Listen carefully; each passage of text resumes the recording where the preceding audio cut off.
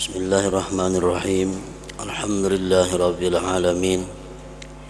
Wassalatu wassalamu ala asyrafil anbiya wal mursalin sayyidina wa habibina Muhammadin wa ala alihi wa ashabihi ajma'in. Qala al-musannif rahimahullah wa nafa'ana bi ulumihi. Wa qala asy-Syafi'i rahimahullahu ta'ala ista'inu 'alal kalam bisamti wa 'alal istinbati bil fikri. Wa qala aidan sihhatun nadhari bil umur najatun minal gurur wal azmu bir ra'yi salamatun minat tafriti wan nadam war ru'yatu wal fikru yakshifani anil hazmi wal fitnati wa musyawaratul hukama sabatun bin nafsi wa quwwatun bil basirah fafakkir qabla an tahzima wa tadabbar qabla an tahjuma wa syawir qabla an taqdama. Wa qala aidan al-fadailu arba'un ihdaha al-hikmatu wa qiwamuha al-fikratu wa thaniyatu al-iffatu wa qiwamuha bisyahwati wa thalithatu al-quwwatu wa qiwamuha bil ghadabi wa rabi'atu al-udul wa qiwamuhu bi'tidaliku wan nafsi. Fahadhihi aqawilul ulama bil fikrah wa ma syara'a ahadun minhum bi dzikri haqiqatiha wa bayani majariha ila akhir.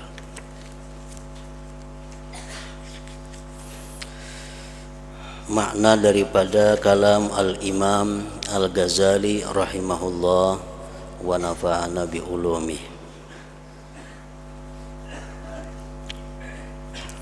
Imam Syafi'i rahimahullah ta'ala berkata, mintalah pertolongan atas perkataan dengan diam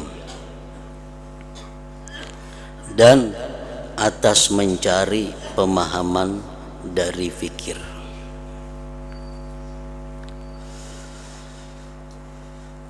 Nah, di sini Imam Syafi'i rahimahullah mengatakan bahwa orang-orang yang biasanya banyak perkataan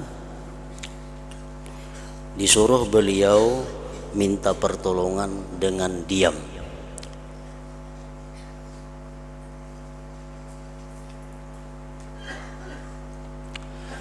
Imam Al-Ghazali mengatakan perkataan itu ada 4 macam.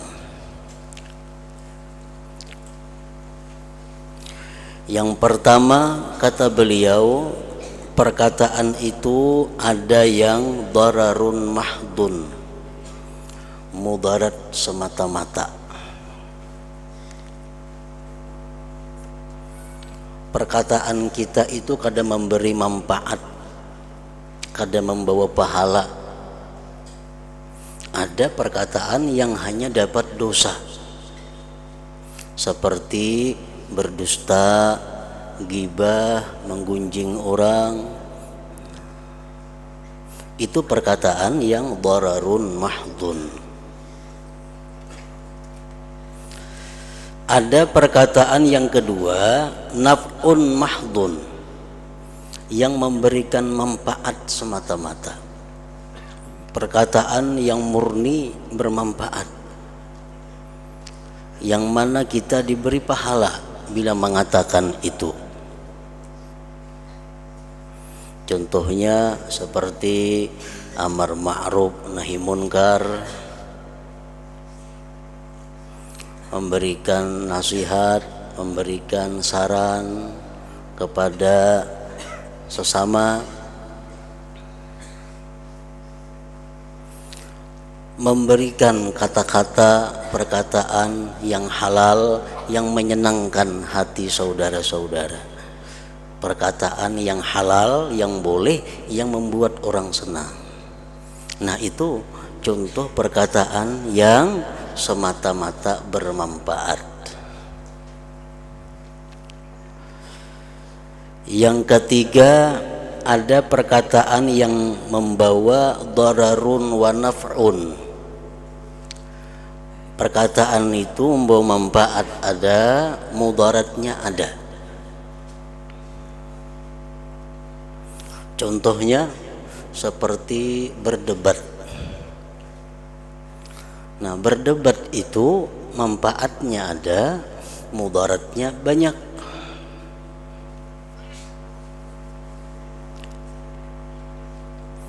Dan kebiasaannya lebih banyak mudarat daripada manfaat.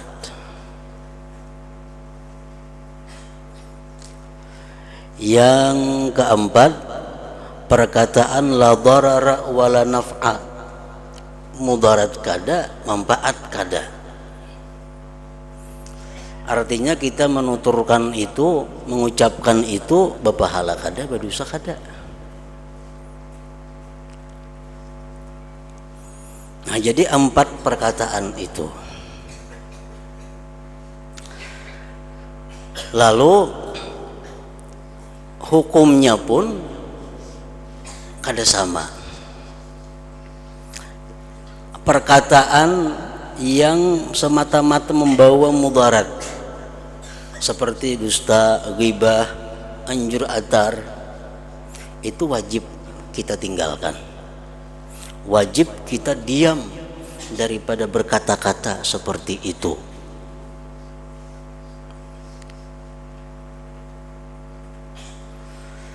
Naf'un mahdun, yang kedua perkataan yang jelas-jelas memberikan manfaat. Ini hukumnya bisa wajib, bisa sunat.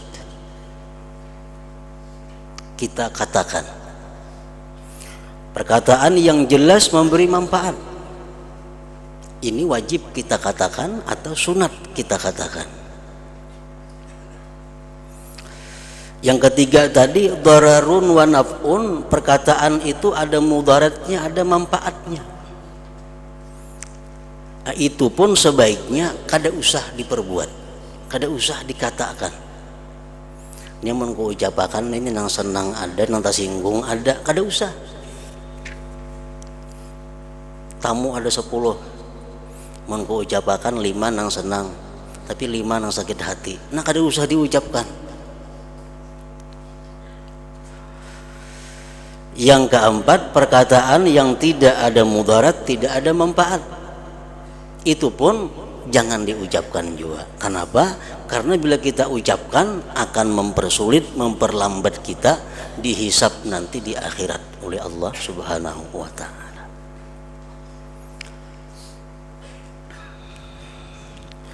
Rasulullah sallallahu alaihi wasallam menyatakan, man samata naja.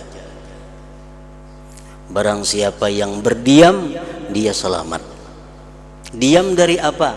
Diam dari berkata yang mudarat, diam daripada berkata yang membawa mudarat dan manfaat, diam daripada perkataan yang tidak ada mudarat, tidak ada manfaat. Man samata naja.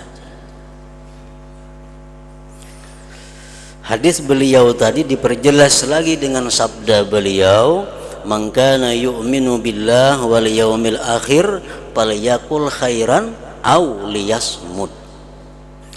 Ujar Nabi, siapa-siapa yang beriman dengan Allah dan dengan hari kiamat, hendaklah dia berkata yang baik. Perkataan yang baik itu perkataan yang membawa manfaat kepada kita. Aw liyasmut, atau diam. Diam daripada 3 jenis perkataan yang lain daripada bermanfaat tadi. Rasulullah sallallahu alaihi wasallam bersabda lagi, rahimallahu abdan takallama faghanima aw sakata fasalima. Ujar Nabi kita, Allah sayang seorang hamba, Allah sayang kasih kepada seorang hamba yang berbicara dia dapat untung, yang berbicara dia dapat pahala. atau dia berdiam, dia selamat daripada dosa. Perkataan apa yang kita disuruh diam? 3 jenis tadi. Perkataan yang nyata mudarat, pernyataan yang belum tentu ada mudarat manfaatnya, pernyataan yang ada mengandung kemudaratan dan kemanfaatan. Nah, itu 3 jenis yang kita disuruh diam.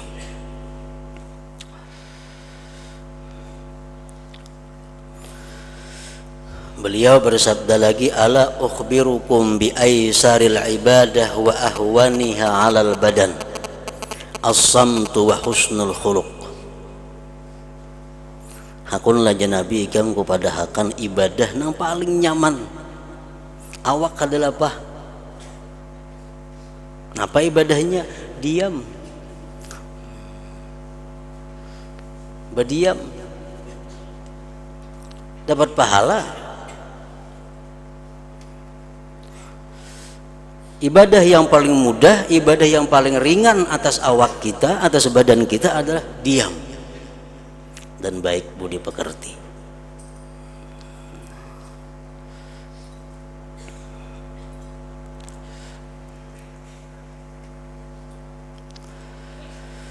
Nah, perintah-perintah atau anjuran-anjuran agama yang menyuruh untuk diam itu kada sulit dilakukan bagi orang-orang yang diciptakan Allah pendiam. Ada sulitnya. Ini orang mau dalam parut dah pendiam orangnya. Tapi ini sangat sulit dilakukan bagi orang yang lantih suka bebandir. Sulit diam itu. Beruntung orang-orang yang diciptakan Allah pendiam. Kenapa? Semacam ini dahulu kada melatih diri untuk diam itu.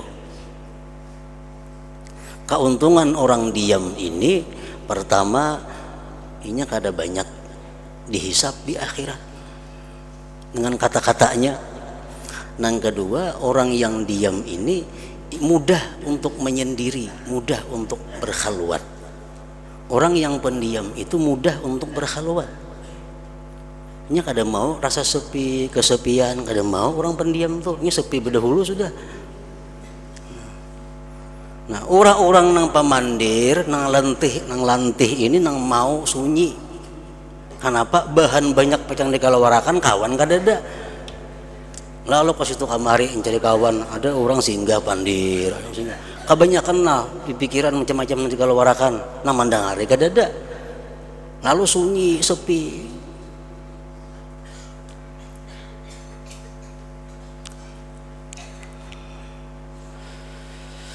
Imam Syafi'i memberikan nasihat, mintalah pertolongan atas perkataan dengan diam. Dan atas mencari pemahaman dari berpikir. Kalau hendak mencari paham, berpikir. Hendak memahami kitab, berpikir. Hendak memahami satu masalah, berpikir. Hendak memahami hakikat sesuatu perkara, berpikir. Dan atas mencari pahaman dengan berpikir.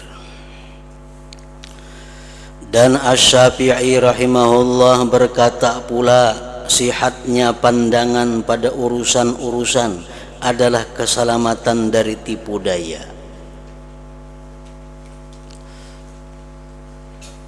Kenapa kita tertipu?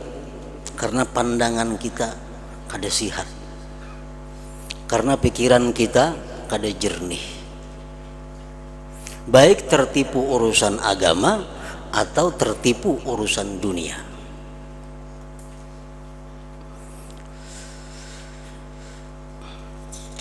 Dan keteguhan dalam pendapat adalah keselamatan dari keteliduran dan penyesalan. Dan pertimbangan dan pikiran dapat membuka bacaannya. Pertimbangan dan pikiran dapat membuka kehati-hatian dan kecerdasan. Maka itu pertimbangan dan pikiran dapat membuka kehati-hatian dan kecerdasan. Orang yang mempertimbangkan sesuatu perkara lalu memikirkan perkara itu, maka membuka akan kehati-hatian dan kecerdasannya. Dan musyawarah dengan orang yang ahli hikmah adalah ketetapan pada jiwa dan kekuatan pada penglihatan hati. Dengan bermusyawarah, dengan bertukar pikiran, dengan minta pendapat, itu akan menguatkan jiwa dan menajamkan mata hati.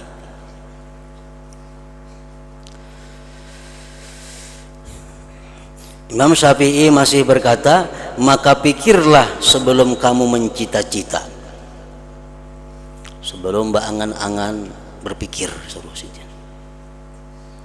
Dan pikirkanlah sebelum kamu menyerang. Artinya sebelum kamu maju berpikir. Dan bermusyawarahlah sebelum kamu maju, sebelum kamu melangkah kepada sesuatu perbuatan.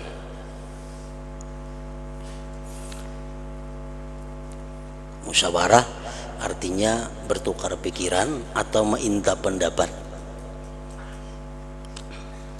Rasulullah Shallallahu Alaihi Wasallam dalam Al-Quran tegas disuruh oleh Allah, wasyawirhum bil amar. Musyawaratlah kamu hai Rasul kepada sahabat-sahabatmu dalam perkara. Beliau menyatakan, la yahlika mru'un ba'da masyurah, tidak binasa seseorang hamba sesudah dia bermusyawarah itu. Hadis lain mengatakan, masyaqiya qattu abdun bimasyuratin, tidak celaka seorang hamba itu selamanya dengan bermusyawarah. Manadima manistasyar, tidak akan pernah menyesal orang yang bermusyawarah. Asalkan orang yang minta pendapat memenuhi syarat-syaratnya, orang yang dimintai pendapat pun memenuhi syarat-syaratnya. Apa yang diputuskan pasti kada akan membawa penyesalan.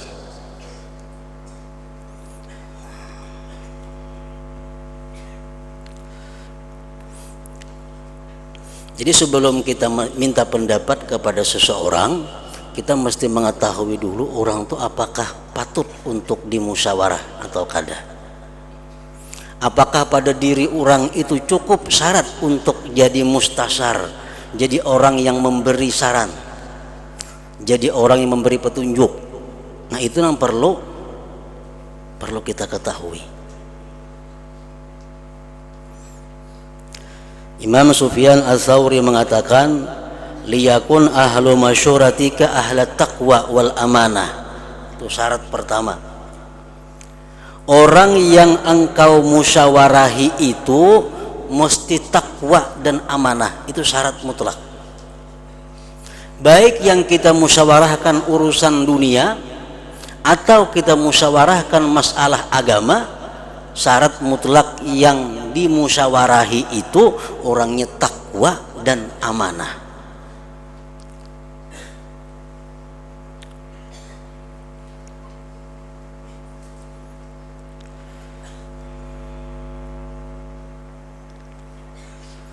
Nah kemudian kalau kita musyawarat kepada orang tadi, orangnya sudah takwa sepengetahuan kita, orangnya amanah sepengetahuan kita, baik laki-laki, bini-bini sama, kada ada masalah.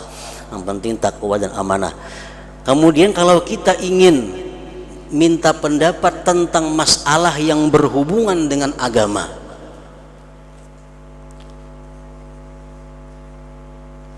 minta pendapat masalah,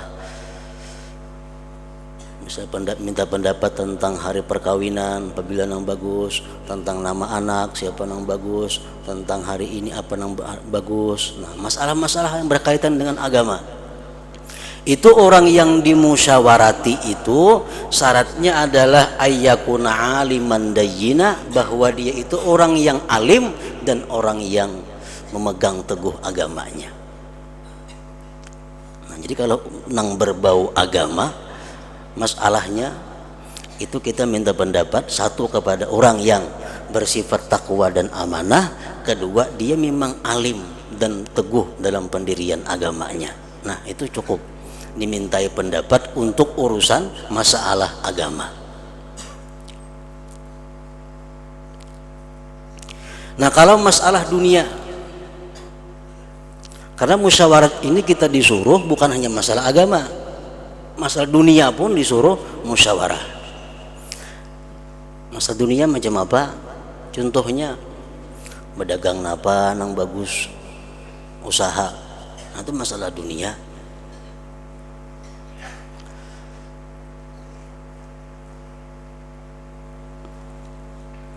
Apakah baik berumah aja kah, baik bernurih aja kah, baik berdagang kah, berdagang napa nang bagus digawi. Nah, itu minta musyawarah kepada siapa orangnya. Syarat yang pertama orangnya mesti takwa dan amanah, tadi itu mutlak sudah.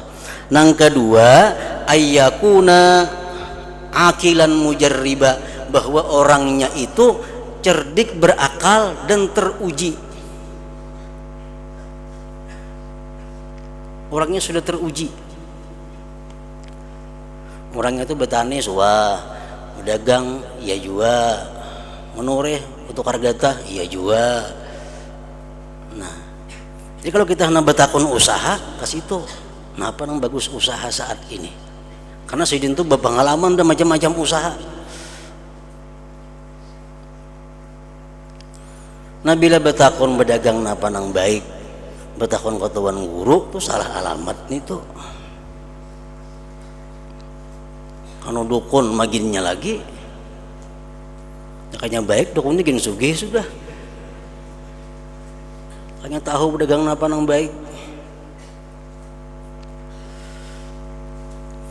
Jadi urusan dunia, ujar Nabi, antum a'lam bidunyakum, ikam lebih tahu urusan dunia. Cari nang ahli dalam bidang dunia. Nang orangnya itu sudah teruji, macam-macam usaha dijalaninya. Nah, kasih tuh datangi kalau urusan betakun masalah dunia. Nah, kemudian orang yang dimusyawarati ini, orang yang dimusyawarati ini dia ada kewajiban. Ada kewajiban.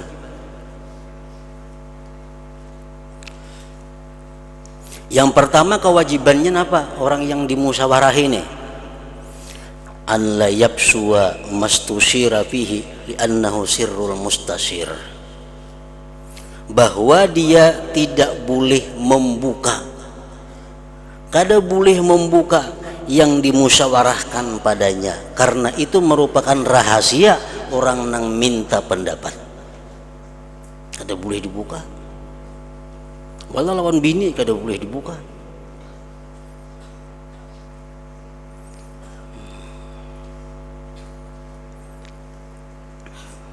Si Fulan datang minta pendapat lawan kita, ini hendak ini ujarnya, itu rahasia. Kayaknya bulik dikisahkan, jadi datang lawan aku si untuk mencari bini. Nah, habis sealamanan tahu orang. Ini melanggar kewajiban sebagai seorang yang dimusyawarahi. Dia mesti menyimpan rahasia itu, kada boleh membuka-buka. Yang kedua ayun siha, bahwa dia berkehendak baik. Orang yang dimusyawarati ini niat baik, hendak menolong, hendak menyamanakan, memudahkan orang yang minta pendapat.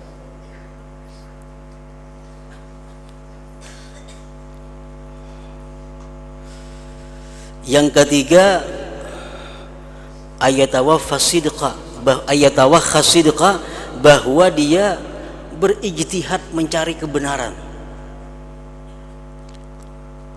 Nah, jadi orang yang di musyawarah ini kada gampang, kada sembarang baik-baik kada mau. Mesti ya tawa khasidka, berpikir, berijtihad apa yang terbaik bagi orang ini.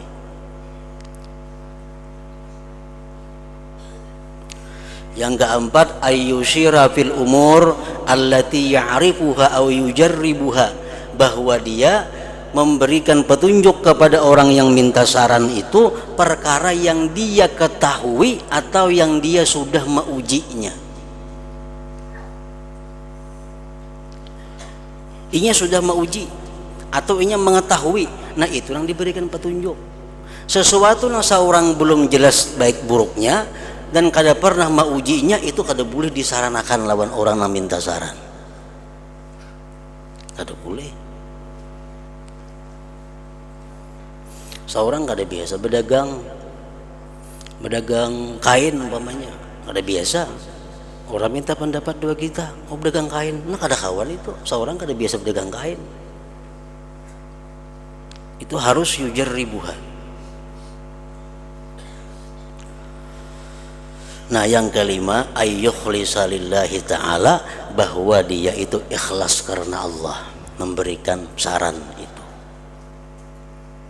Atau kewajiban orang-orang yang minta yang dimintai pendapat tadi. Pertama, merahasiakan orang yang minta pendapat tadi. Yang kedua, dia bujur-bujur bermaksud baik dengan sarannya. Yang ketiga, dia mengusahakan kebenaran. Yang keempat, dia memberikan saran yang sudah dia ketahui dan atau yang dia uji. Yang kelima, dia ikhlas.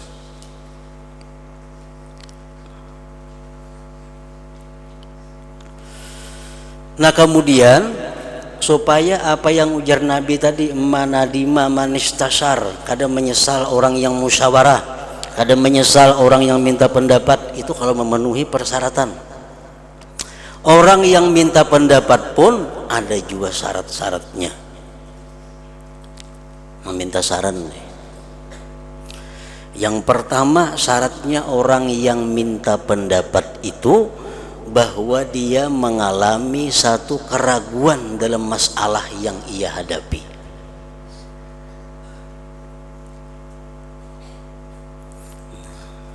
Ini ragu-ragu.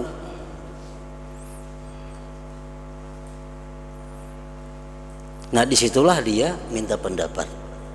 Kalau seorang sudah kada ragu-ragu, sudah ini aja, tak sudah misal A ditentukan, kada perlu musyawarah lagi, buat apa? Jangan ada memakai juga ini saran orang.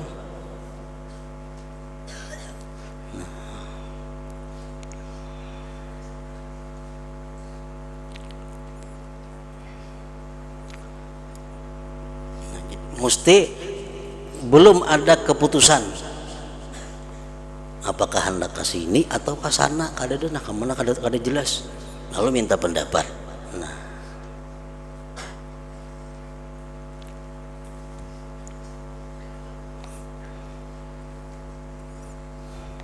yang kedua, dia tidak menyebutkan pendapat orang lain kepada yang dimintainya pendapat itu. Minta pendapat guru lah, apabila baik kira-kira hari nikah uja guru hidup 10 tadi ruwe betakon ke sana hidup 8 uja baik, nah kemana minta pendapat 2-3 macam kayak itu, nah mana nang dituruti. Nah, jangan mengisahkan saran orang di hadapan orang yang kita mintai pendapat itu.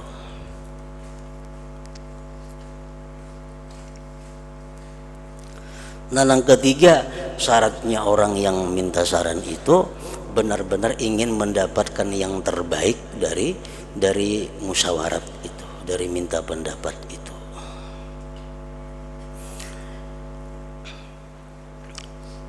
Jadi perbedaan antara kita minta restu lawan minta pendapat itu lain. Minta restu contohnya, ulun bisi anak lahir laki-laki, nah ulun ngarani inya Muhammad Nur umpamanya, ini tolong doakan ini anak Muhammad Nur. Nah itu minta dukungan, minta doa anaknya ini Muhammad Nur. Bagus nih tuh, minta dukungan, minta doa. Ada minta pendapat itu, orang ada anak laki-laki ngarannya siapa, ulahkan. Nah itu minta pendapat ngarannya, minta ulahkan. Jangan imbah dibari ada apa rencana ngaran Muhammad Nur ya pulang. Nanti, itu ngarannya ampun saurang junang. Iyanya apa ya minta pendapat, ampun saurang juga dikajal itu.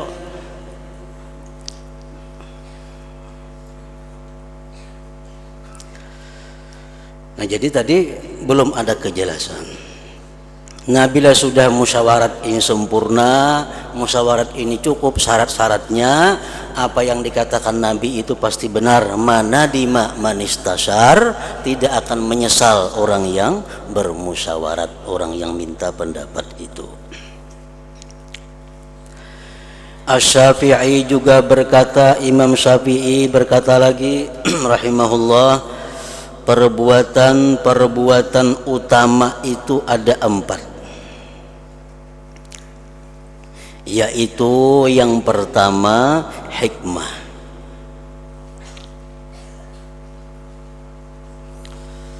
Bermacam-macam pengertiannya hikmah ini.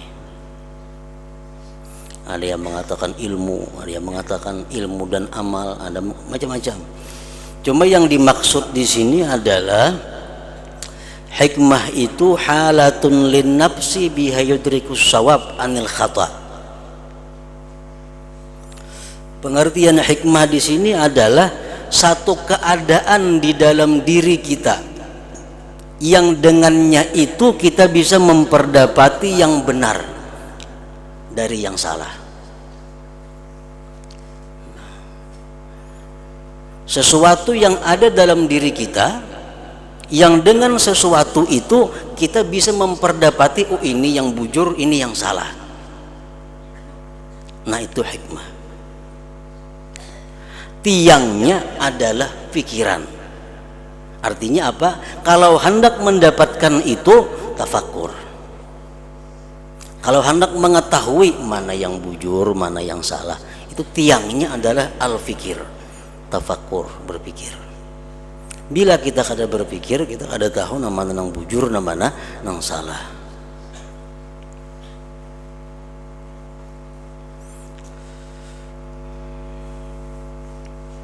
Yang kedua, iffah.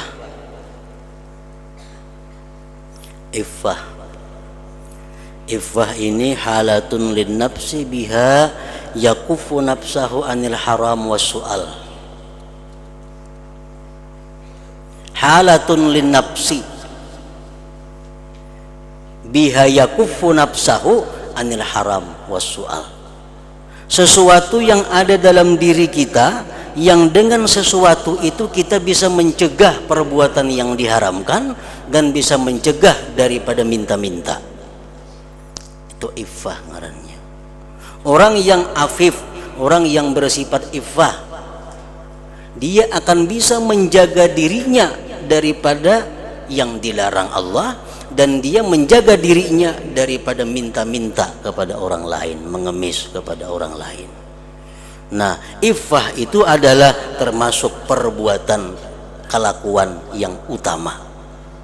Perempuan yang bisa menjaga dirinya disebut afifah. Kalau laki-laki afif, artinya dzu iffah, orang yang punya sifat iffah itu.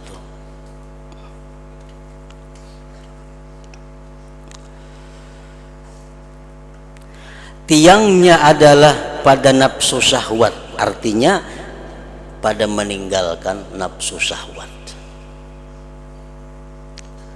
Iffah bisa kita dapat, tapi tiangnya mesti meninggalkan keinginan nafsu dan syahwat. Orang yang dikendalikan nafsu dan syahwat kada akan bisa mencegah dirinya dari yang diharamkan Allah. Orang yang kada bisa mengendalikan nafsu syahwatnya kada akan bisa menahan diri daripada minta-minta. Jadi kalau hendak dapat sesuatu yang tadi disebut hikmah, tafakur. Sesuatu yang mulia yang ingin kita dapati iffah, mestinya kita meninggalkan nafsu dan syahwat. Bila kita kau mengendalikan nafsu kita, syahwat kita, sifat iffah itu gampang didapat.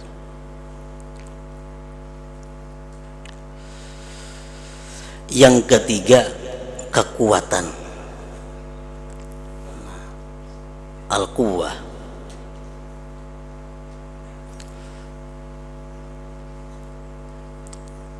Allah suka orang mukmin yang kuat.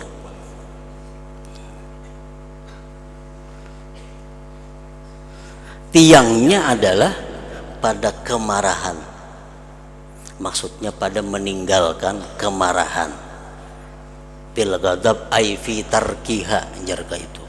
Nah, fi tarkihi, pada meninggalkannya ghadab itu. Hendak mengetahui orang itu kuat atau kada kuat, bisa dilihat waktu dia marah. Rasulullah SAW bersabda, laisa sadid bisura'ah wa innama syadid alladhi yamliku nafsahu indal ghadab. Ujar Nabi kita, orang yang kuat itu bukan orang yang bisa mengalahkan orang lain dalam bergulat. Orang kuat bukan orang selalu menang bergulat, main tinju atau apa. Tetapi orang itu dinamakan kuat, kata Rasulullah, orang yang bisa mengendalikan dirinya pada waktu marah.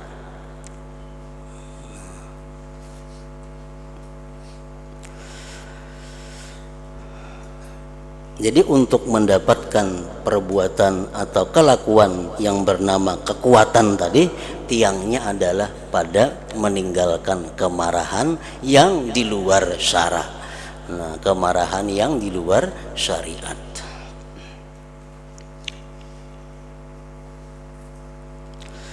Yang keempat, perkara perbuatan atau kelakuan yang utama adalah adil.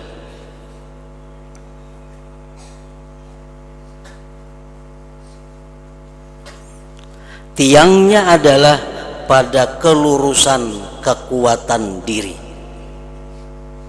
Maksudnya kemampuan mengendalikan nafsu dan amarah di bawah syara. Bila kita mampu mengendalikan nafsu kita, mengendalikan amarah kita di bawah kendali agama, maka kita akan dapat adil. Orang yang kada punya marah, kada akan bisa adil. Orang yang bisa adil itu orang yang mampu mengendalikan kemarahannya dan kehendak nafsunya, dikendalikannya supaya kada lepas daripada syara. Adil artinya menempatkan sesuatu pada tempatnya,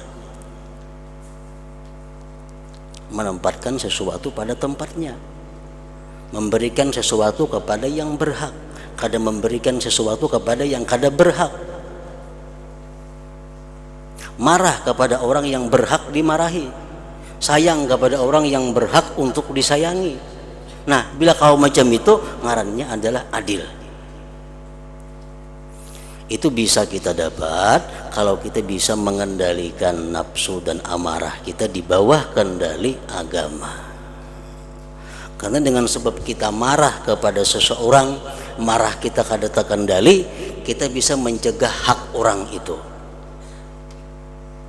Bisa kita kada beri inya, karena tuh aku sarik lawan inya. Nah, akibat sarik nang di bawah nang bukan di bawah kendali agama.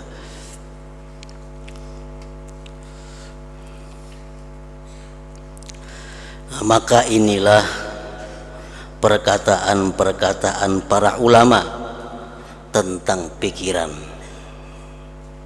tentang tafakur. Dan tidak ada seorang dari mereka mulai atau masuk menyebutkan hakikatnya dan jalan-jalannya. Dari sekian banyak perkataan-perkataan ulama tentang tafakkur tadi, ujar Imam Ghazali, satu orang pun kadang-kadang membicarakan kayak apa sebenarnya yang dimaksud dengan tafakkur itu, dan kayak apa cara untuk mendapatkan tafakkur itu. Nah, di sini ada ulama-ulama menyebutkan tentang kelebihan tafakur, tentang buahnya tafakur, bila tafakur dapat ini, dapat itu. Tapi mereka kadang menjelaskan bagaimana caranya tafakur itu dan bagaimana bisa mendapatkannya. Nah, Imam Ghazali dalam bab berikutnya ini beliau akan menjelaskan tentang hakikat tafakur dan buah-buahnya atau faidah-faidahnya.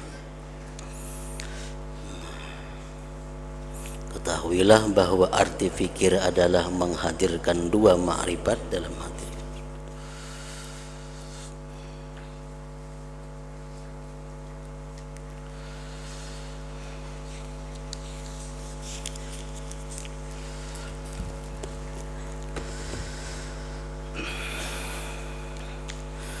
Afdhalu dzikri fa'lam annahu la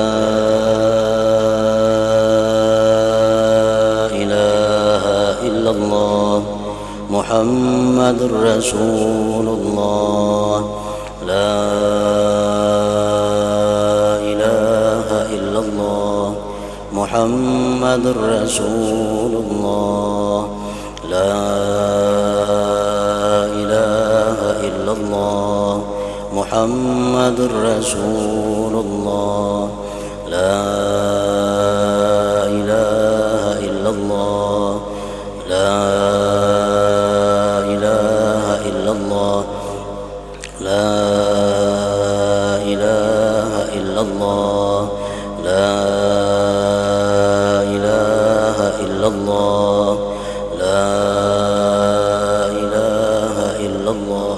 Allahu Allah, Allahu Allah, Allahu Allah, Allahu Allah, Allahu Allah, Allahu Allah, Allahu Allah, Allahu Allah, Allahu Allah, Allahu Allah, Allahu Allah, Allahu Allah,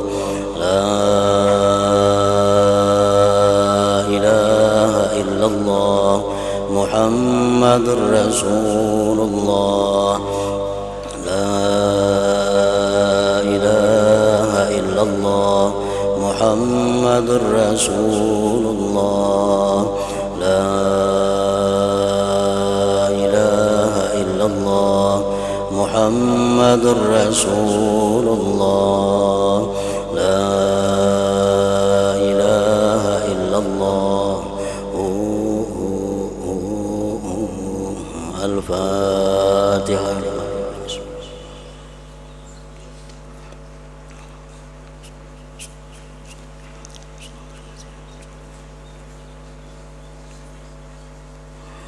فيا أيها الراجون منه شفاعة صلوا عليه وسلموا تسليما. اللهم صل وسلم وبارك